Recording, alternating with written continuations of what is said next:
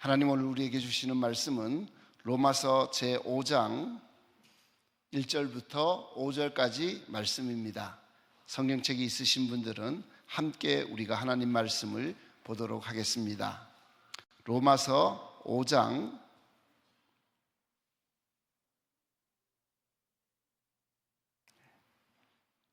1절부터 5절까지 말씀인데요, 제가 한 절, 여러분들이 한 절, 앞에 나온 내용들을 보시면서 우리가 함께 교독을 하도록 하겠습니다. 5절은 함께 읽겠습니다.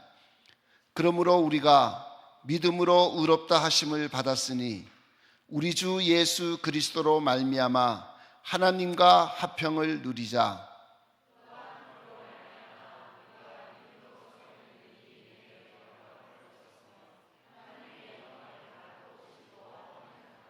다만 이뿐 아니라 우리가 환난 중에도 즐거워하나니 이는 환난은 인내를,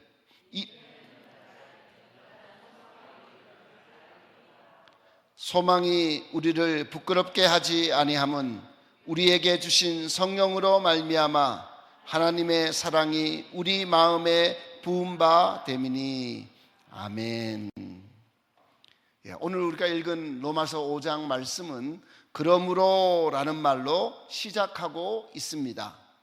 그러므로 라는 말은 시간의 흐름을 말하는 것이 아니라 논리적 순서를 가리키는 말씀입니다. 다시 말하면 로마서 1장에서 4장까지의 내용을 통해서 너희가 이런 은혜를 받았다면, 그렇기 때문에 너희들은 이제 이런 삶이 주어지게 되었다라는 것을 말씀해 주는 내용입니다. 사실 로마서는 우리의 구원에 대해서 가장 잘 말씀해 주고 있는 책입니다. 로마서 1장에서는 모든 이방인들이 죄인이다라고 말씀하십니다. 로마서 2장에서는 유대인도 죄인이다라고 말씀하세요. 그리고 로마서 3장에 가면 의인은 없다, 한 사람도 없다, 모든 사람이 다 죄인이다 라고 하나님이 선고를 내리십니다. 그래서 로마서 1장 1절부터 3장 20절까지는 모든 사람이 죄인이라는 것을 하나님이 먼저 명백하게 말씀해 주고 계신 것을 볼 수가 있습니다. 그런데 로마서 3장 21절 이하에 가면 모든 사람이 죄인이기 때문에 하나님의 진노가 임할 수밖에 없는데, 하나님께서 율법 외에 다른 길을 우리에게 허락하셨다라고 말씀합니다. 율법을 지켜서는 의롭게 될 수 있는 사람이 한 사람도 없기 때문에 하나님은 율법이 아니라 하나님의 말씀을 지킬 수 없는 저주받은 죄인들에게 구원의 새로운 길을 말씀하고 계신다라는 것입니다. 그렇다면 진노 가운데 있는 인간들에게 하나님이 주신 새로운 길은 무엇이겠습니까? 로마서 3장 25절 말씀을 보면 이 예수를 하나님이 그의 피로서 믿음으로 말미암아 화목 제물을 세우셨다라고 말씀합니다. 하나님께서 죄 없는 예수님의 그 피로 말미암아 우리의 모든 죄를 하나님과 화목하게 하시도록 화목 제물이 되셨다라고 말씀하시는 것입니다. 그것이 우리의 의로움이다라는 말씀인 것이죠. 다시 말하면 로마서 1장 1절부터 3장 20절까지는 모든 사람이 죄인이다라고 하나님이 결론을 내리시고, 이제 그 죄인들을 하나님이 구원하시는데 로마서 3장 21절에서 4장 마지막 절 말씀까지는 믿음으로 예수 그리스도의 보혈의 능력으로 우리를 의롭다 하셨다라고 말씀해 주고 있는 것입니다. 그래서 오늘 로마서 5장 1절 말씀은 그러므로 라는 말은 이렇게 믿음으로 우리가 정말 의롭다 하심을 얻었다면, 그렇다면 이제 우리는 어떻게 살아야 하는가 하는 것을 말씀해 주고 있습니다. 그래서 많은 신학자들은 로마서 5장 1절과 2절 말씀을 성경에 나오는 가장 영광스러운 구절이다, 성경에 나와 있는 가장 은혜로운 구절이다, 성경에 나와 있는 하나님이 우리에게 주신 가장 놀라운 축복의 말씀이다 라고 이야기를 합니다. 근데 대부분의 사람들은요, 예수를 믿으면서도 믿음으로 의롭다 하심을 받았다, 그래서 나는 이제 구원을 받았기 때문에 이제 모든 일이 끝났다라고 생각하는 분들이 있습니다. 그런 분들은 내가 죄에서 구원받는 것, 나의 죄가 용서받은 것, 내가 이제는 죄의 저주를 더 이상 받지 않게 된 것, 그것이 이제는 나의 구원의 완성이라고 생각하는 분들이 너무 많은 것 같습니다. 그래서 어떤 분들은 전도할 때 예수 천당, 불신 지옥, 구원만 받으면 된다고 생각하는 거예요. 구원만 받았으면 다 이루어졌다고 생각하는 거예요. 여러분, 그런 생각을 가진 이단 중에 가장 대표적인 이단이 구원파입니다. 이 구원파는 몇 월, 며칠, 몇 시에 구원을 받았는가 못 받았는가, 구원만 받으면 모든 일이 끝났다고 생각하는 거예요. 왜 예수 믿습니까? 구원받기 위함이라는 거예요. 그런데 성경은 구원을 정말로 우리가 받았다면, 의롭다 하심을 얻었다면 이제 하나님이 주시는 또 다른 축복이 있다라고 말씀해 주고 있습니다. 그 축복이 로마서 5장 1절과 2절에 나와 있습니다. 그렇다면 하나님이 우리에게 주신 구원받은 이후에 의롭다 하심을 받은 사람들에게 주시는 첫 번째 축복은 무엇이겠습니까? 오늘 1절 말씀에 보니까요, 우리가 믿음으로 의롭다 하심을 받았으니 우리 주 예수 그리스도로 말미암아 하나님과 화평을 누리자라고 말씀합니다. 여기 하나님과 화평을 누리자라는 말은 하나님과 관계가 회복되어졌다라는 것을 의미합니다. 하나님과 화목하게 되어졌다는 거예요. 그래서 여기 누리다라는 말은 이 헬라어로 에코멘이라는 말인데요, 우리들이 이미 받은 것이다 라는 의미를 가지고 있어요.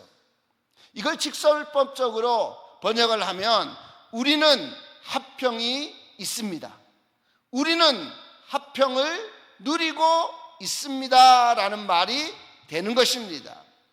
그래서 이 말씀은 하나님께서 이미 구원 얻는 그 시기에 우리에게 주신 과거적인 축복이다라고 말할 수 있습니다. 여러분, 이 화평이라는 말을 로마서 5장에는 이렇게, 로마서 8장에는 이렇게 말씀하고 있습니다. 로마서 8장 15절 말씀을 보니까 너희는 다시 무서워하는 종의 영을 받지 아니하고 양자의 영을 받았으므로 우리가 아빠, 아버지라고 부르짖느니라. 자, 여러분, 이 말이 무슨 말입니까?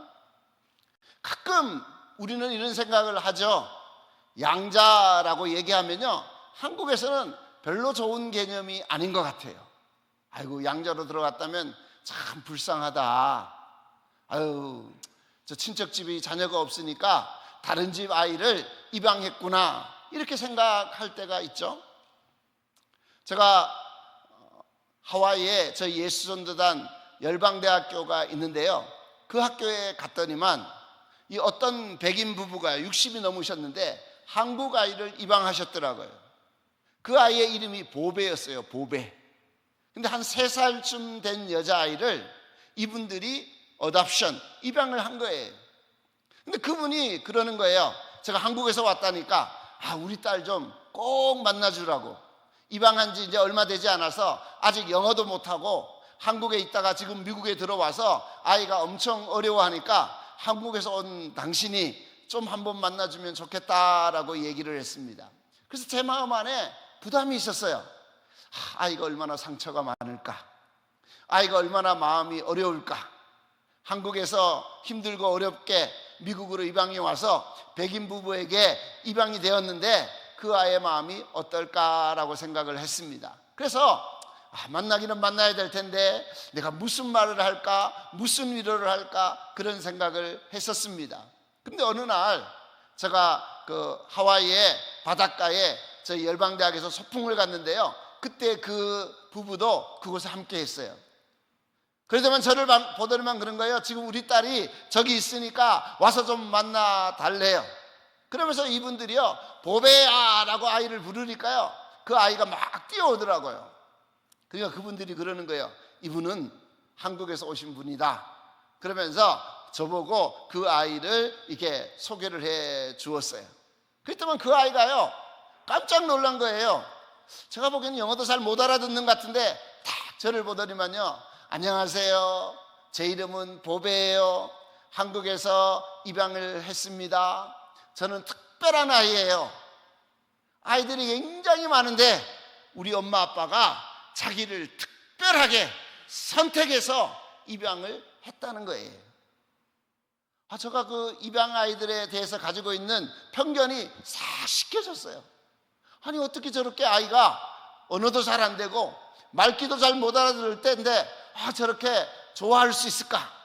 그래서 이렇게 몇 마디 얘기를 나누고 한국에서 언제 왔니? 한국에서 어떻게 지냈니? 뭐 여러 가지 얘기를 했습니다. 근데 그 아이가 과거의 아픔과 힘든 일도 있었겠지만 지금 자기가 얼마나 특별한 사람인지, 얼마나 특별하면 이 미국인 부부가 자기를 입양했는지, 그래서 자기는 정말 특별한 사람이라고 생각하고 있다고 이야기를 했습니다.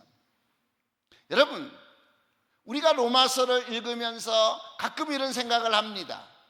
나는 불쌍하고 나는 죄인이고 나는 못나서 하나님이 그냥 어쩔 수 없어서 저 자식 내가 아니면 누가 돌보겠냐. 그래서 우리를 입양했다고 생각하는 거예요. 나는 그래서 그래, 나는 친아들이 아니고 입양한 아이야, 나는 입양자야. 그래서 하나님을 그냥 아버지라고 부를 수 있게 된 것은 영광스럽지만 나는 입양된 아이지, 이런 생각을 하시는 분들이 가끔 계신 것 같아요. 근데 여러분, 한 가지를 기억하셔야 됩니다. 로마라는 나라는요, 결국은 굉장히 타락해서 나라가 망했습니다. 로마가 그렇게 번창할 수 있었던 것은 굉장히 작은 나라던데요, 남자들이 전쟁터에 나가는 거예요. 20살에 전쟁터에 나가면 50이 될 때까지 전쟁터에 있어야 됩니다. 물론 휴가도 나오고 가끔 돌아오기도 하지만 일반적으로는 50까지 군에 있어야 됐었습니다. 자, 그런데 이 남자들이 전쟁터에 가 있는 동안에 자기 부인이 아이를 가지게 돼요. 여러분, 그럼 어떤 생각이 들겠습니까? 내가 휴가 갔을 때 아이가 생겼는가? 그렇게 생각할 수도 있고요. 혹시 워낙 로마 사회가 부패하고 타락했으니 우리 부인이 나 외에 다른 사람을 통해서 아이를 가진 건 아닐까? 여러분, 지금 같으면 친자 소송을 해가지고요, DNA 검사를 하면 그저 99% 부모를 찾아낼 수 있겠죠? 그런데 여러분, 2000년 전에 로마에는 그런 게 없잖아요. 그래서요, 친아버지는요, 자기 아들이 마음에 안 들어요. 아무리 봐도 나를 닮은 것 같지 않아요. 그러면요, 버릴 수가 있었어요. 내가 이 아이를 도저히 믿을 수가 없다, 도저히 이 아이는 내 아이 같지도 않다. 그러면요, 아버지가 그 아이를 내다 버릴 수가 있었어요. 근데 여러분, 배너라는 영화를 보면요, 이 로마의 입양 제도가 있잖아요. 어떤 사람이든지 내가 원하는 사람을 결정해요. 너를 내 아들로 받아들이겠다, 너를 내 아들로 입양하겠다. 여러분, 베너도 로마의 살인자가 되어가지고 로마 배에서 이 노를 젓는 사람이었잖아요. 평생 노를 젓다가 죽을 수밖에 없는 운명을 가지고 있었는데, 로마 장군이 목숨을 살려줬다는 이유 때문에 그 사람을 자기의 친아들처럼 입양을 하잖아요. 그때 어떻게 합니까? 반지를 빼서 그 사람에게 꼽아주죠. 그때 여러분, 배는 어떻게 되냐면, 살인자, 그 사람이 과거에 어떤 것을 했든지 아무 상관이 없어요. 그 순간부터 그는 바로 그 장군의 집안의 아들이 되는 거예요. 근데 더 놀라운 일은 뭔지 아세요? 로마법은요, 입양한 아이는 버릴 수가 없어요. 왜냐하면 당신이 결정을 하고 이 사람을 어답션 했으니 절대로 당신은 이 아이를 버릴 수 없다. 그래서 여러분, 로마의 황제 중에 입양되어서 황제가 된 사람이 많습니다. 여러분, 대표적으로 아는 네로 황제 아시잖아요? 로마를 불태워가지고 정말로 이 기독교를 핍박했던 그 네로 황제도요, 자기 어머니가 이미 결혼을 해가지고 네로를 낳았어요. 네로가 여러분 10대 때 이 어머니가 클라우디오라고 하는 황제와 결혼을 합니다. 그러니까 클라우디오 황제에게 네로는 친아들이 아니에요. 다시 결혼한 부인의 아들이잖아요. 근데요, 클라우디오가 이 아이를 입양을 합니다. 자기 아들로. 그리고 그 네로가 이 클라우디오의 친아들이 있었지만 절대로 차별하지 않고요, 네로가 황제 자리에 오르게 됩니다. 여러분, 이거 우리나라에서는 있을 수 없는 이야기잖아요. 그런데 로마는요, 그래서 친아들보다 더 중요한 게 뭐냐면 입양되는 자녀예요. 이걸 알고 있었던 바울은 로마서 8장에 말하는 거예요. 우리는 불쌍해서 입양된 게 아니고 하나님이 우리를 선택하셨다. 그리고 하나님이 우리를 자녀로 받아들이셨다. 우리는 종의 영을 가지고 있었는데, 우리는 세상에서 하나님과 원수된 사람들이었는데, 하나님께서 양자의 영을 통해서 우리를 당신의 자녀 삼아 주셨다. 이런 은혜를 받았는데 전혀 놀라지도 않는 여러분도 정말 강심장입니다. 그래서 바울이 로마서 8장에 뭐라고 말합니까? 누가 우리를 그리스도의 사랑에서 끊으리요? 환난이나 기근이나 핍박이나 세상의 그 어떤 것도 우리를 하나님의 사랑에서 끊을 수 없다. 끊을 수 없다. 하나님에게서 우리를 떨어뜨릴 수 없다라는 거예요. 여러분, 이것을 바울은 오늘 로마서 5장 1절에 뭐라고 말합니까? 우리가 하나님과 합평을 누리게 되었다라는 거예요. 우리는 원래 원수였는데, 우리는 원래 하나님으로부터 심판받을 수밖에 없는 죄인이었는데, 하나님께서 당신의 아들 예수 그리스도를 통해서 우리를 당신의 자녀로 받아주시고 우리는 하나님과 화목하게 되어졌다라는 거예요. 하나님의 자녀로서의 이 놀라운 은총이 우리에게 주어졌다라고 말씀하고 계신 것입니다. 두 번째로 오늘 바울은, 그렇다면 과거에는 하나님과 화목되어진 하나님이 은혜를 주셨다면 그럼 현재적인 특권은 무엇이냐? 자, 여러분, 오늘 로마서 5장 2절 말씀에 보면, 또한 그로 말미암아 우리가 믿음으로 서 있는 이 은혜에 들어감을 얻게 되었다라고 말합니다. 우리가 믿음으로 서 있는 이 은혜입니다. 믿음으로 서 있을 수 있는 은혜에 들어감을 얻었다라고 말하는 거예요. 여기 들어간다라는 말은 헬라어로 프로사고게라는 말인데, 프로스로 말하면 어디까지라는 말이에요. 아고는 인도한다는 말입니다. 그러니까 안내자의 손을 통해서 내가 이끌림 받아가지고 왕 앞에 서는 것을 말합니다. 그래서 어떤 영어 성경 이걸 알현 이렇게 번역했어요. 왕을 배우는 걸 말하는 거예요. 왕 앞에 서 있는 걸 말하는 거예요. 왕의 존전 앞에 있는 것을 말하는 것입니다. 여러분, 왕궁에 들어가려면 의전 담당관이 있겠죠. 내가 좀 왕을 보고 싶습니다. 여러분, 그럼 왕을 볼 수 있습니까? 제가 아무 때나 찾아가가지고 내 왕과 면담 좀 하고 싶습니다. 그러면 여러분, 왕이 어서 오십시오, 저를 받아들일까요? 여러분, 여기 왕 앞에 있을 수 있다는 것, 서 있을 수 있다는 것, 왕의 얼굴을 볼 수 있다는 것, 이거는요 보통 사람에게 주어진 게 아니에요. 몇 년 전에 제가 태국에 있었는데요, 태국은 한 해가 시작되거나 아니면 중요한 절기가 되잖아요. 이 요즘 말로 하면 우리로 말한다면 이런 특별한 명절 때가 되면요, 이 태국의 장군들, 총리부터 시작해서요, 모든 사람들이, 태국은 타일랜드잖아요, 왕국이잖아요, 왕이 있어요. 왕 앞에 아련해서 선물을 드리는 게 이렇게 텔레비전에 거의 하루 종일 나옵니다. 근데요, 태국 왕 앞에는요 어떤 사람도 서서 나가는 사람이 없어요. 남자나 여자나 옆으로 이렇게 누워가지고요, 엉덩이를 땅에 붙이고요, 기어나가요. 기어가요, 이렇게. 그리고 왕 앞에 가서 선물을 드립니다.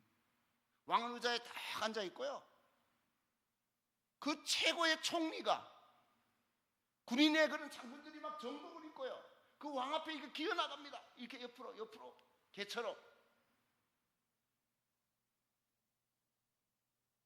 이게 여러분, 왕을 보는 그 태국 사람들의 생각이에요. 여러분, 우리가 지금 왕뿐만 아니라 여러분 대기업의 회장님이나 사장님을 만나려고 해도 어떻습니까? 비서실에 찾아가서 회장님을 좀 뵙기를 원합니다. 무슨 목적으로 오셨습니까? 당신은 누구십니까? 그럼 어떡합니까? 회장님한테 전화를 하죠. 회장님, 이런 분이 와서 회장님을 뵙고 싶다고 하는데, 그러면 회장님이 그래 들어오시라고 해라. 그럼 어떡합니까? 비서실이 나를 데리고 가서 문을 열어주고, 그리고 회장님 앞으로 인도하잖아요. 처음 하셨죠? 여러분, 하나님을 우리가 배움난다는 것, 하나님 앞에 서 있을 수 있다고 하는 것, 하나님의 존전 앞에 내가 머물 수 있다고 하는 것이 우리에게 얼마나 놀라운 특권인지요.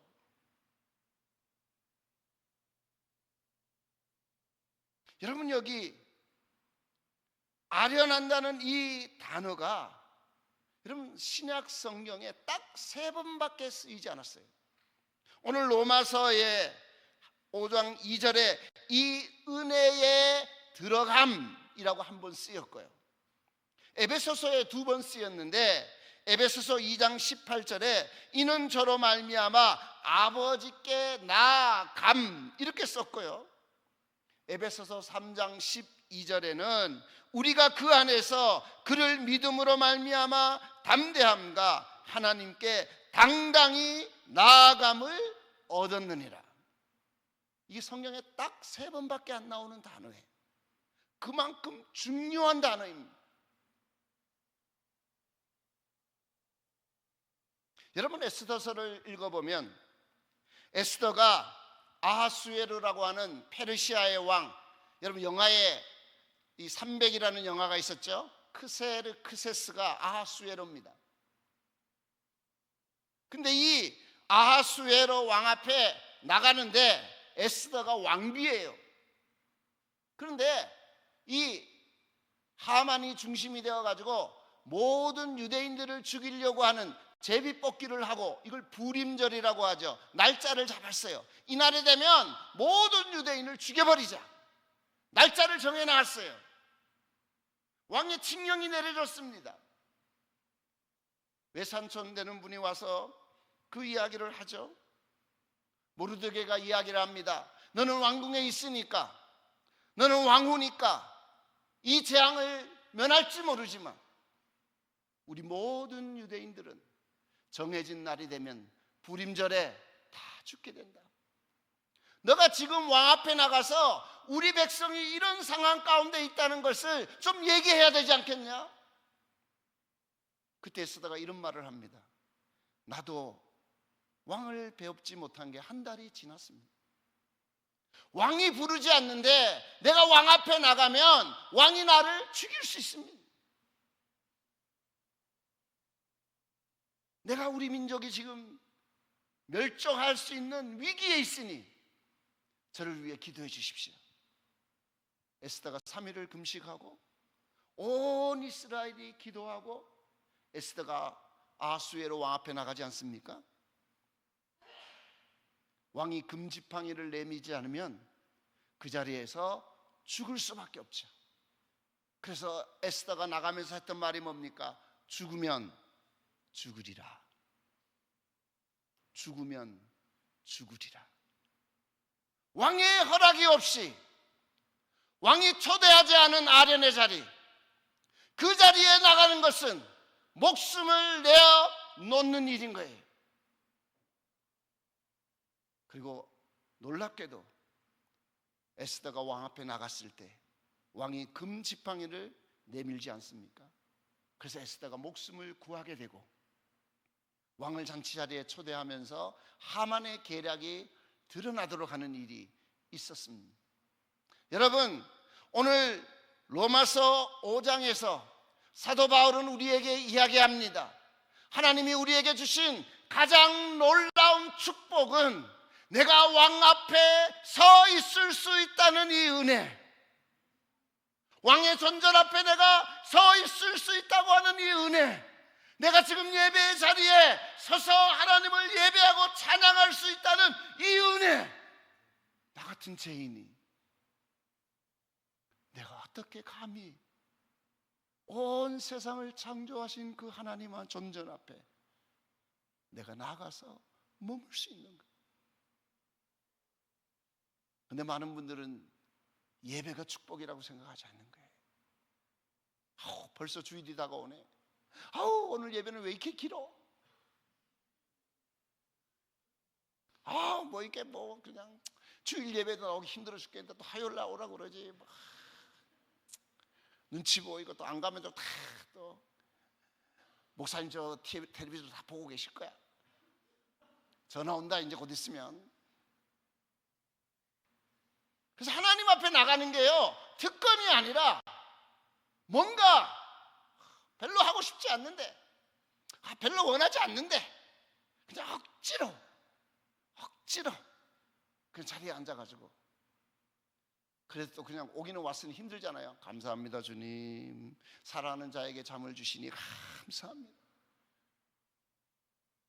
여러분, 하나님을 만난다는 이 놀라운 특권, 하나님 앞에 서 있을 수 있다는 이 놀라운 특권, 성경은 말하는 거예요. 이게 지금 우리의 현재적인 축복이다. 하나님의 은혜를 바라고 하나님 앞에 믿음으로 서 있는 이 은혜, 그것이 우리에게 주신 하나님의 두 번째 축복이라는 것입니다. 세 번째 미래적인 축복이 있습니다. 자, 2절 후반절 말씀해 보면 하나님의 영광을 바라고 즐거워하느니라. 여기 보세요. 하나님의 영광을 바라고 즐거워하느니라. 여기 바라고라는 말은 엘피스라는 말이에요. 소망이라는 말입니다. 기대라는 말입니다. 똑같은 단어를 5절에는 소망이 우리를 부끄럽게, 이렇게 엘피스라는 단어를 소망으로 번역했는데 왜 2절에는 바라고라고 번역했는지 모르겠어요. 소망과 기쁨이 나타난다는 거예요. 이게 하나님이 우리에게 주신 미래적 축복이에요. 여러분, 오늘 말씀 3절에 보면 다만 이뿐 아니라 우리가 지금 환난 가운데 있습니다. 어려움 가운데 있을 수 있잖아요. 나는 왜 예수 믿는데 이렇게 힘든가? 왜 이렇게 어려운가? 낙심할 수 있어요. 좌절할 수 있어요. 환난 때문에 낙심하고 좌절하고 뒤로 물러가고 싶고 하나님 앞에 나가기 어려울 수 있어요. 근데 오늘 로마서 5장은 뭐라고 말합니까? 환난은 오히려 우리를 즐겁게 한다. 왜 환난이 우리를 즐겁게 하냐? 환난은 우리를 인내하게 만들고, 인내는 우리를 단단하게 연단을 하고, 그리고 그 연단은 4절에 뭐라고 말합니까? 소망을 이루는 줄 내가 알기 때문이다. 환난이 우리에게 소망을 가져다 줍니다. 여러분, 우리가 그냥 아무 문제가 없고 아무 어려움이 없고 만사형통하다면요, 무슨 소망이 있겠어요? 지금 만족하다. 이것만 그냥 이렇게만 살았으면 좋겠다. 세상 사람들이 말하잖아요. 꽃길만 걷게 해줄게요. 꽃길은 세 걸음만 걸어가면 발에 다 짓이겨져 가지고요, 꽃이 없어요. 여러분, 겉으로 보기에는 저 사람은 문제가 없겠지, 저 집은 문제 없겠지, 저런 사람은 얼마나 좋을까, 저 집은 돈도 많고 무슨 걱정이 있을까. 여러분, 세 걸음만 들어가서 보세요. 겉으로 너무 행복해 보이는 그들 안에도 어려움이 있습니다. 힘든 일들이 있습니다.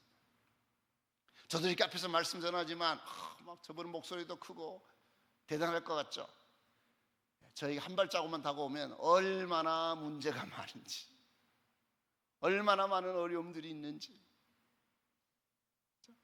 여러분, 환난이 우리에게 있는 것은 하나님이 그 환난으로 우리를 인내하게 하시고, 그 인내를 우리로 연단하시고, 그리고 그 연단이 우리에게 소망을 가져다 줍니다. 그런데 더 놀라운 일은 뭐냐면 5절에 보니까 이 소망은 절대로 우리를 부끄럽게 하지 않으신다고 말해요. 소망은 절대로 우리를 부끄럽게 하지 않는다는 거예요. 왜 그런 줄 아십니까? 우리에게 주신 성령으로 말미암아, 하나님의 사랑으로 말미암아 우리 마음에 부은 바 되기 때문이라는 거예요. 여기 여러분, 부은 바 되었다라는 말이, 여러분, 이 부었다라는 말이요, 이 헬라어 원문은 소낙비가 쏟아졌다는 말이에요. 양동이의 물을 하나하나 담아가지고요 붓는 걸 말해요. 이게 영어로는 overflowing. 제가 이번 주에 어제 뉴질랜드에서 돌아왔는데요, 제가 어제 뉴질랜드 주일날 뉴질랜드의 교회에 갔는데 한인교회인데요, 교회 이름이 오버플로잉 교회예요. 차고 넘치는 교회, 차고 넘치는 교회, 소낙비처럼 쏟아지는 교회, 양동이의 물처럼 부어지는 교회. 하나님은 우리에게 소망을 주시는데요, 그 소망을 조금 주지 않아요. 오늘 여기 말씀에 하나님이 성령으로 우리에게 부으신다고 말해요. 여러분 잘 아시는 사도행전 2장 말씀에 성령님에 대해서 뭐라고 이야기하십니까? 하나님께서 우리에게 성령을 부으시는데 말세에 내가 내 영을 모든 육체에게 부어주리라. 부어준다는 말이 뭐예요? overflowing, 넘치게 한다. 하나님은 우리에게 성령을 부어주실 때요, 성령 마시나 봐라 이런 거 아니에요. 성령이 부어지면요, 내가 하던 말에서 이상한 말이 나오고요, 내로 넘어지기도 하고요. 왜냐하면 내가 차고 넘쳐서 감당할 수 없도록 하나님은 당신의 영을 부어주십니다. overflow. 왜요? 하나님은 소망을 그렇게 주기를 원하시니까. 여러분, 사도행전 2장 33절에도 하나님이 오른손으로 예수를 높이시매 그가 약속하신 성령을 아버지께 받아서 너희 보고 듣는 이것을 뭐라고 그랬습니다? 부어 주셨느니라. 부어 주셨느니라.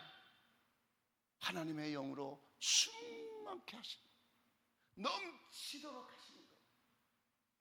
지금 환난 가운데 있는 분들이 있습니까? 어려움 가운데 있는 분들이 있습니까?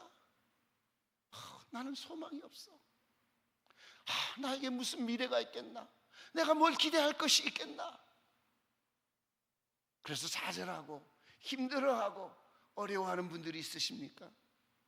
하나님은 우리를 믿음으로 의롭다 하시고 구원해 주시고, 하나님은 우리의 미래에 대해서 소망을 부어 주십니다. 소낙비처럼 부어 주십니다. 양동이의 물처럼 부어 주십니다. 내가 감당할 수 없도록 넘치도록 부어 주십니다. 이것이 구원 얻은 하나님의 사람들에게 주신 하나님의 세 가지 축복입니다. 하나님과 화목하게 되었습니다. 하나님의 자녀가 되었습니다. 내가 자격이 있는 게 아니에요. 내가 무엇을 한 것도 없습니다. 근데 하나님이 우리를 당신의 자녀로 입양시켜 주셨습니다.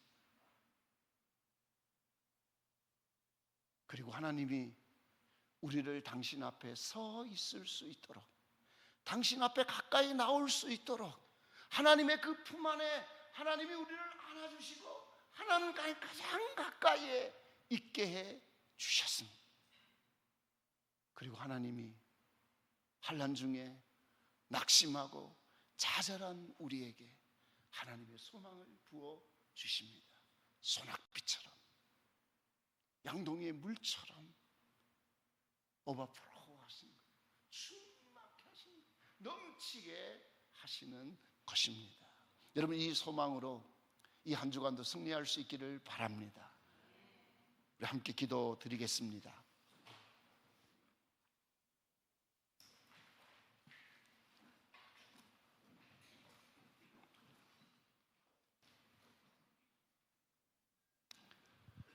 사랑하는 여러분, 지금 하나님과 합평하고 계십니까? 하나님과 합평을 누리고 계십니까? 혹시 지금 내가 하나님 앞에 담대히 나가지 못하게 하는 것이 무엇입니까? 혹시 하나님과의 친밀감을 잃어버리셨습니까? 혹시 하나님과 너무 멀어져 있지는 않습니까? 누가복음 15장에 아버지 집을 떠났던 탕제가 고백했듯이 내가 하나님과 아버지에게 죄를 지었사오니 하지만 나는 이제 아버지 집으로 돌아가리라. 아버지 품으로 돌아가리라. 나는 여기 돼지치는 사람처럼 내 평생 그렇게 살아갈 수 없노. 내가 하나님의 자녀인데, 내가 하나님의 아들인데, 하나님 나를 입양시켜 주셨는데 다시 옛날의 자리로 돌아가서 돼지나 치면서 나는 그렇게 살 수 없다. 아버지께로 돌아가자. 아버지께로 돌아가자.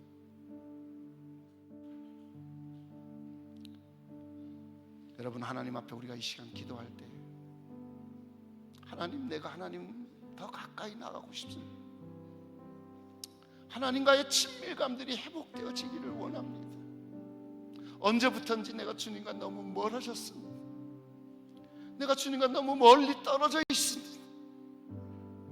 내가 주님의 사랑을 느끼지 못하고 내가 지금 주님과 아무 관계없는 사람처럼 살아가고 있습니다.